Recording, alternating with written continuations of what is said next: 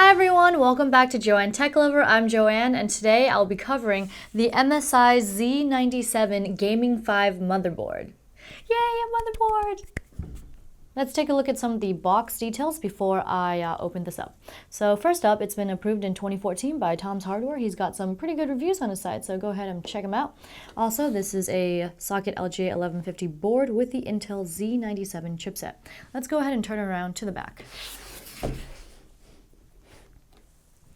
We will start with Audio Boost 2. So what is it? If you enable it, it allows for more power, so you can push high-end headphones. It also further isolates the electrical side of the audio circuit. And you also get EMI shielding, which is really cool because then it can help get rid of that annoying hissing or staticky sound if you experience that.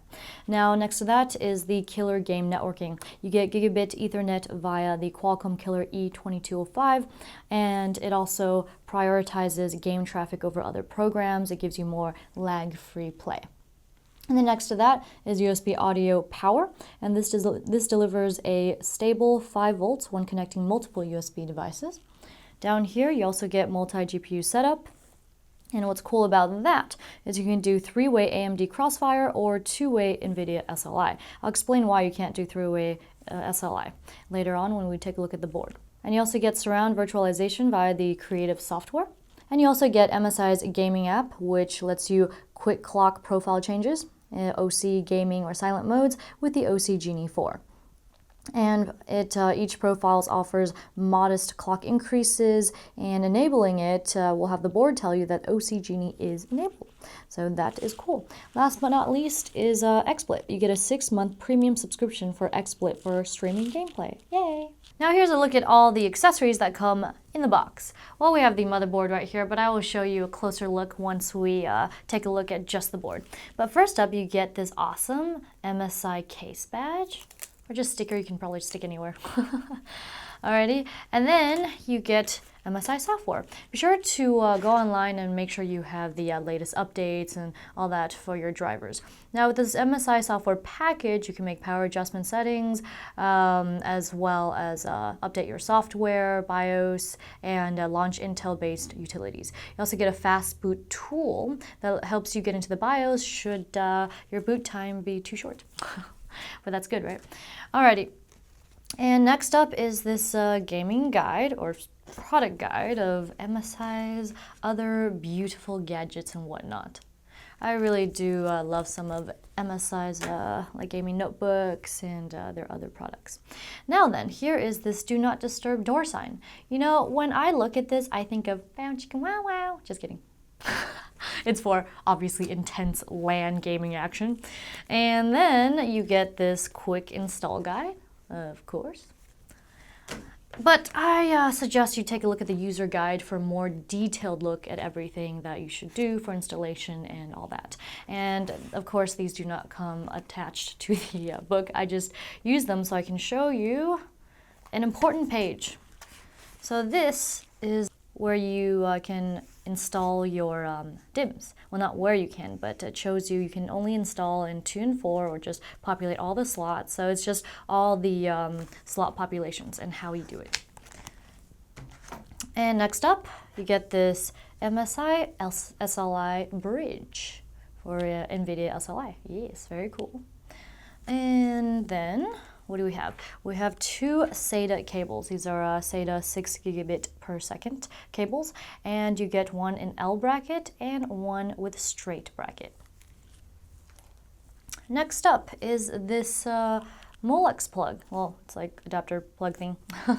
This is for your audio boost, and if you plug it in, you'll be able to get more audio power, like I said earlier, for either your onboard audio or an add-on USB sound card. And here, this is MSI's M connector. ASUS also has something called a Q connector, I believe. And this just makes it easier for you to plug in your power reset, hard drive, LEDs, and the like. So, very useful. And you also get an IO shield. So what I like about this is it's very stealth, just black and red all over, and you even get this foam padding. Love it. Ooh, so soft. And then you also get, this is kind of new, or I just haven't seen this a lot, you get these stickers that you can place on your cables. So for example, you're like, oh, this is my SSD, you know, for my OS, and this is my hard drive for my editing, and this is my hard drive for my games, etc. So it could be very, very helpful. Here's a look at the back of the motherboard first, and as you can tell, it's got this kind of matte black PCB. However, there's this huge studio light shining over it, so that's why it's a little bit bright. However, yes, it is indeed matte. And also, you get a couple screws here and down there. These are for the heat sinks over your VRM, and then you get some screws here. This is over your Z97 chipset. This is an ATX form factor motherboard, and for dimensions, it measures 305 millimeters or 12 inches along this edge, 244 millimeters or 9.6 inches along that edge. And you do get 5 fan connectors. So you get 1, 2 here, and 1 here, and 1 here, and I believe 1 here. I'll give you a closer look at it once we go across the edges of the motherboard. Let's start off at the top of the board. So you get these really cool dragon claws, like just grabbing the heatsink, but it's also part of the heatsink. It's really, really cool design. But these are the coolers above your VRM. And then also next to that, this is the LGA 1150 CPU socket. And one last thing in this area is the LAN chip. So this right here, it's very tiny, but there it is. This is the Killer 2205 LAN controller chip. On to the memory. You get 4 DDR3 memory slots, and like I said, refer to the user manual for the population rules. You get dual channel memory supporting up to 32 gigs, and it's capable of pushing DIMMs to 3200 megahertz. Awesome. It also supports non-ECC and Intel XMP. Now let's head down into this area. I'm just gonna use my pointer here.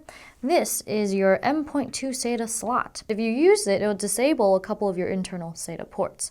Now, what is M.2 connector? Well, it can plug into both PCIe-based or SATA-based SSDs, but it's generally PCIe-based only. And you should confirm the compatibility between your motherboard M.2 slot and your M.2 SSD. Make sure it's PCIe to PCIe or SATA to SATA.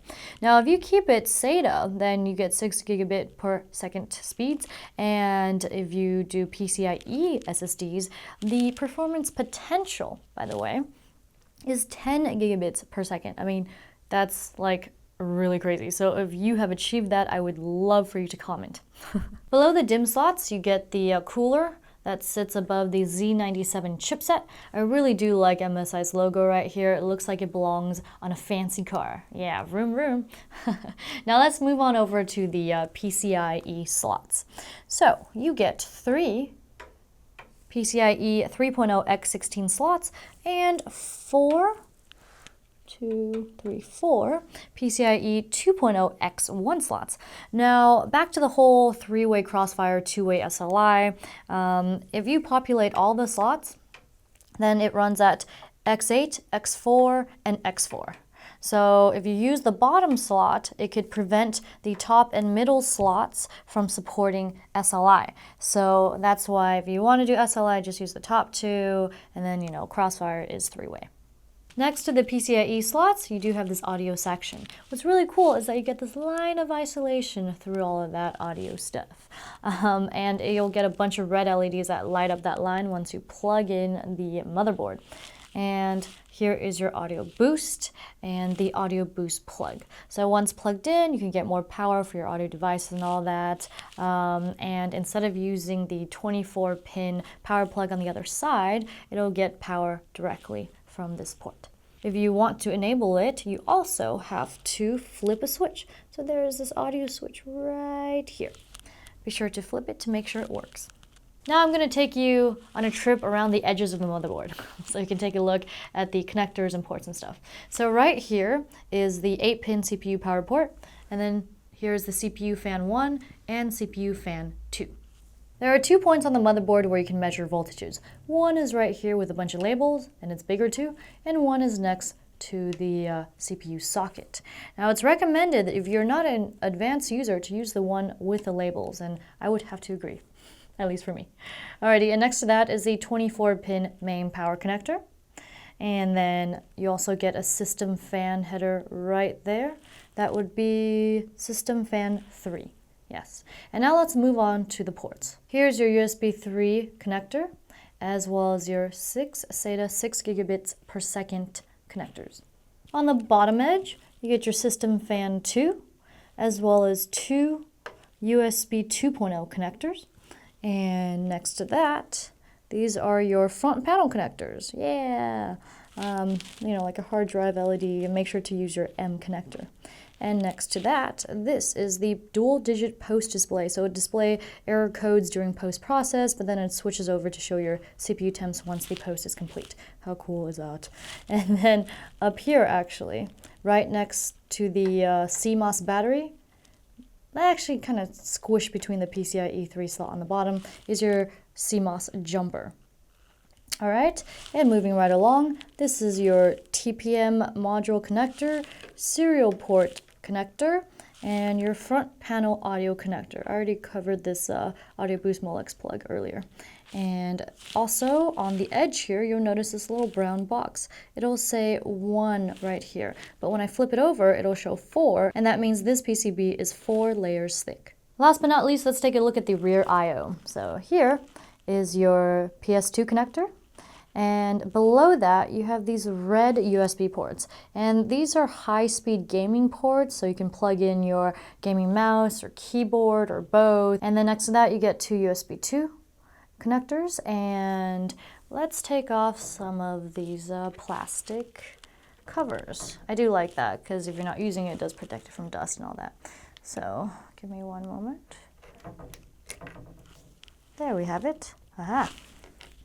So, first up is your D-sub connector. It supports max res of 1920 by 1200, and below that is your DVI-D connector. Supports a max res of 1920 by 1200, which went up to 2K, but it's okay. And then here is your RJ45 LAN port, and you get 4 USB 3 ports, and below that is your HDMI port. It supports a max res of 4096 by 2304, and that means 4K support. Woot! Finally getting some 4K action here.